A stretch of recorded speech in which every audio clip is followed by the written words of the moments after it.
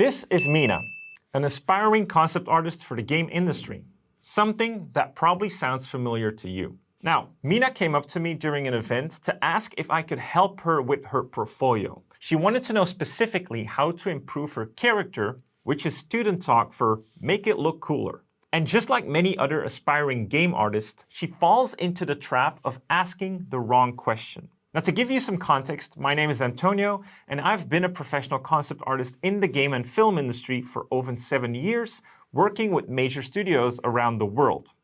I even built my own design studio to take on the responsibility of art direction. What we're going to do in this video is we're going to analyze why I give this specific advice to Mina so that she can not only improve her art, but also increase her job opportunities moving forward. Usually see in a lot of character design. So what's the story for this character?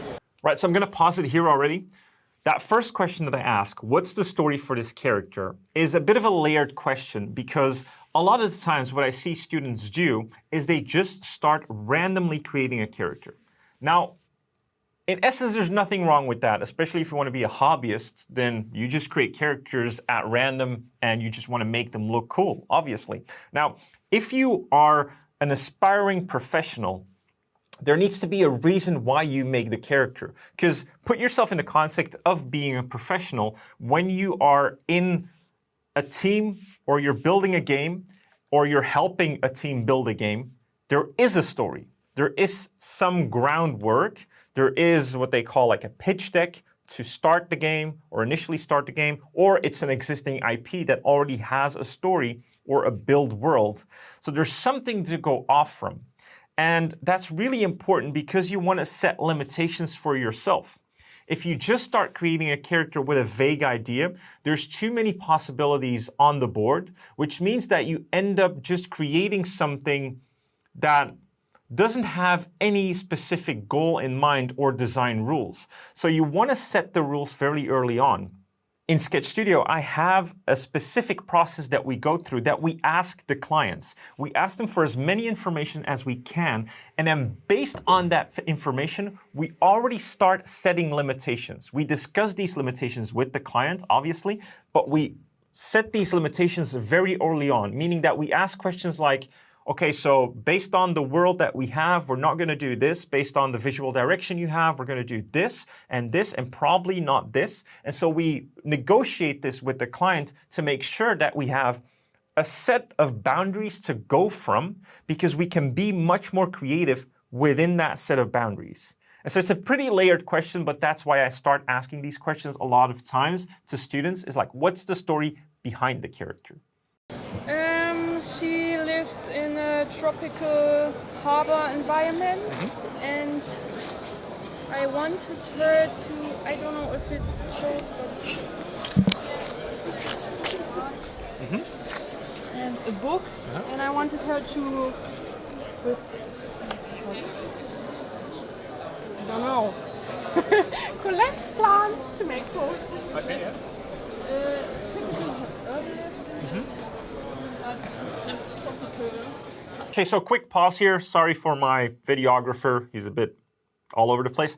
But so Mina tells me that like she's trying to come up with a bit of a story. I think in that specific moment, she might have this tropical mindset of like a character being in a tropical environment, but that's way too vague. And because of that, the character design itself also becomes a bit generic. So you see that good design isn't necessarily only about how you can design things visually, it's about how you can set constraints to your character because those constraints help with the design of the character. Otherwise, what you're doing is if you have very vague ideas, you'll have a very vague design.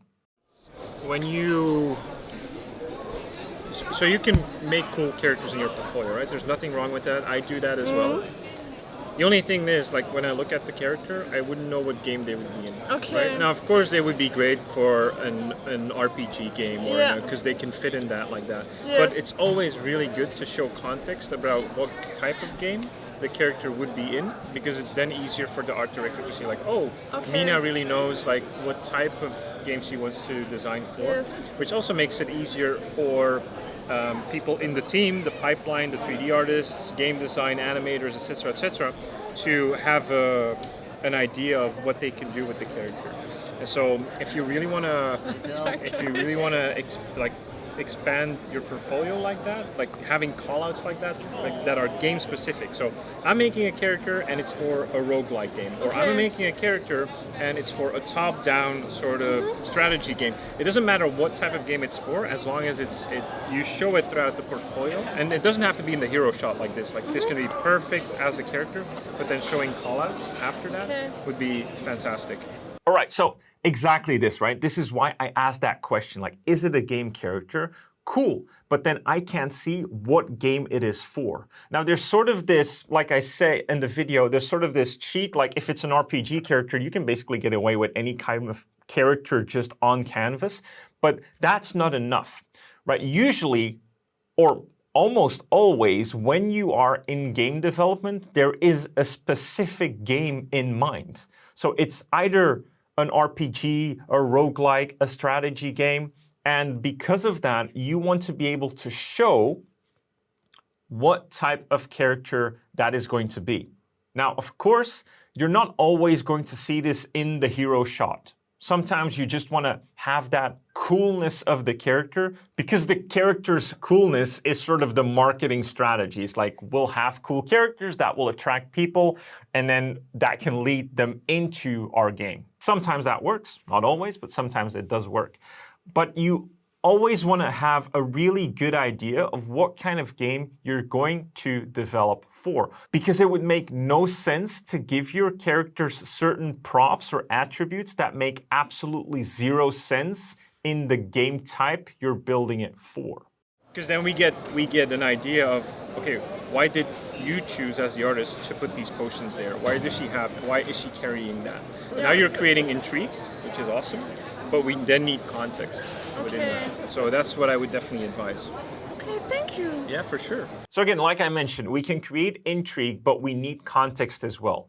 I talk about this in another video. It's like, we're not actually concept designers, we're context designers. We build specific designs within a certain context of a game. And I think that is really important to understand. The other thing, and this is something that I see a lot as well, is you can already show a bit of that context by making your character act.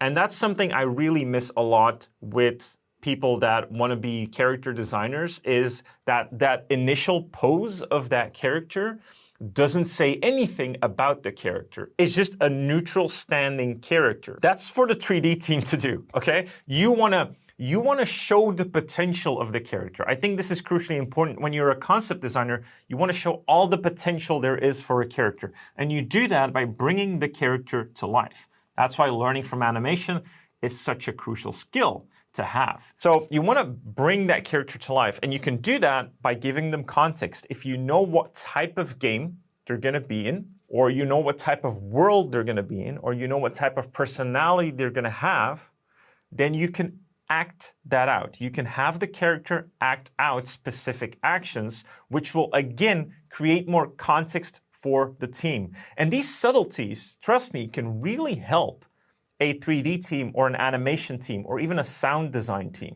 because you're bringing that potential to life. You are actually creating more limitation for the departments so that they, in their skills, can again be creative within those boundaries. That was really helpful, thanks. Yeah, absolutely, no problem. Sorry for disturbing No you problem. while you ate. No problem.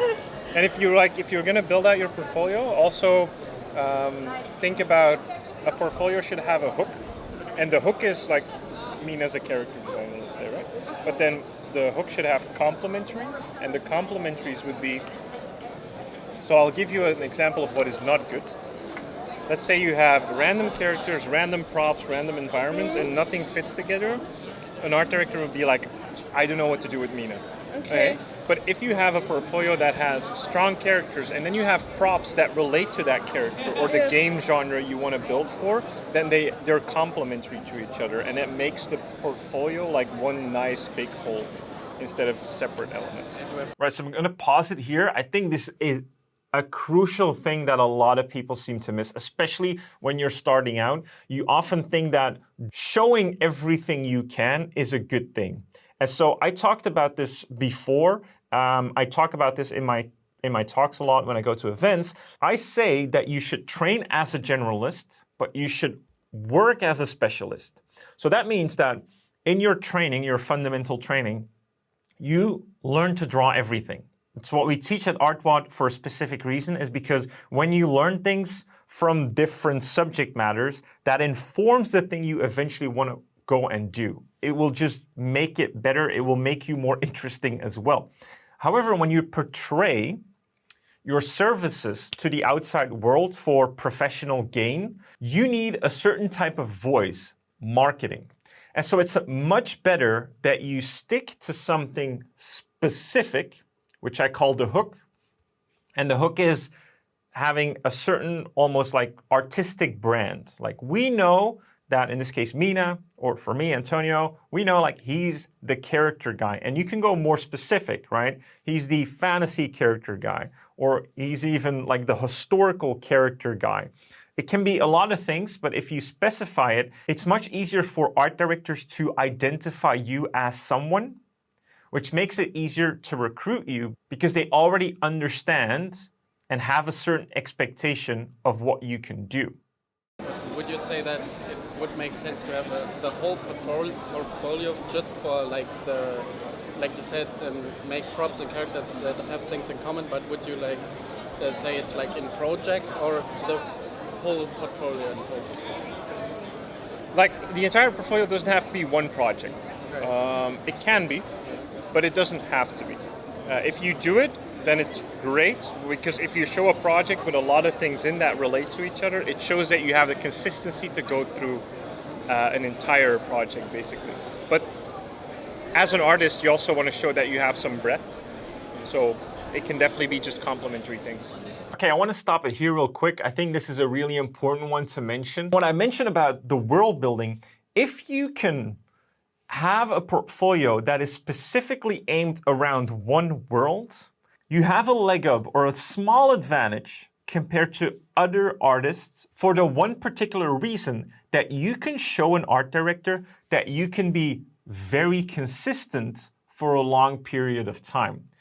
And this is a fantastic soft skill to hire, because working on games can take a really long time. And when I say a really long time, I mean a really, really long time. Not all game projects last long, but sometimes when you're in early stage concept art pre-production, it can take a really long time and it can go through hundreds of iterations. So by showcasing the ability to be consistent with a sort of personal world building project gives you a slight advantage over other artists. Now, not necessarily, but I'm saying that it does show a bit more grit and consistency in your work. Okay, so but you would say that you like have just pieces in there that like relate to each other, and then yeah. Okay. So, and what I mean by that is, let's say you have fantasy characters, right? And your portfolio has all fantasy characters, but then you're doing like mech design props. Like there's no relation between the two, and so it's gonna feel alienated from the portfolio. Whereas if you have fantasy props that those characters would use that are in the same setting, that would make sense for an RPG or whatever type of game you want to design for, then it's complementary and it fits together.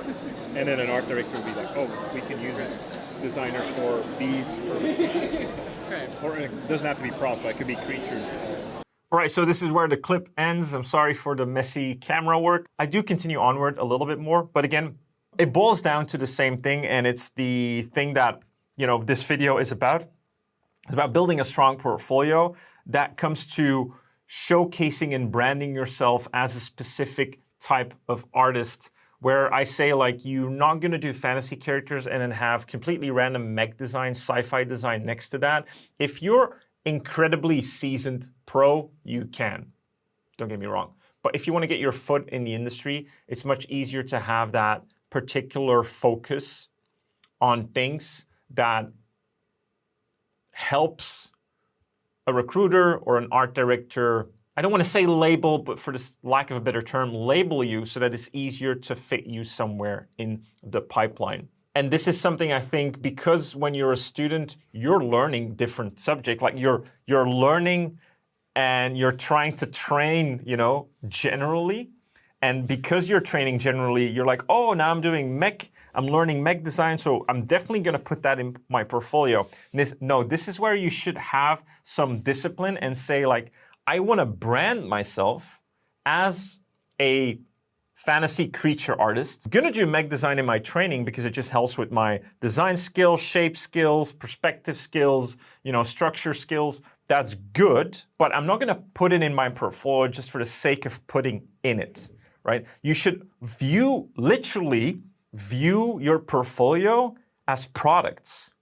And it doesn't make sense for a brand like Apple to suddenly come out with Apple shampoo.